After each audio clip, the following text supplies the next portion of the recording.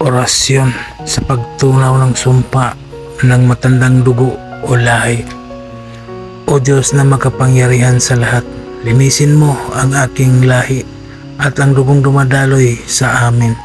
Tunawin mo ang anumang sumpa o nakaraan at palitan mo ito ng biyaya, kapatawaran at bagong simula.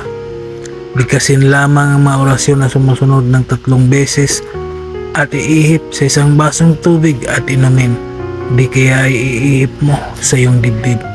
Sator aripo tinito perarotas bentre zurum lesminim bentre zurum lesminim bentre zurum lesminim. Amen. Gawin ito araw-araw hanggang sa mawala na ang sumpa sa matandang dugo o lahi. Maraming salamat sa mga tao na naniniwala at tumangkilik sa mga binahagi kong kaalaman.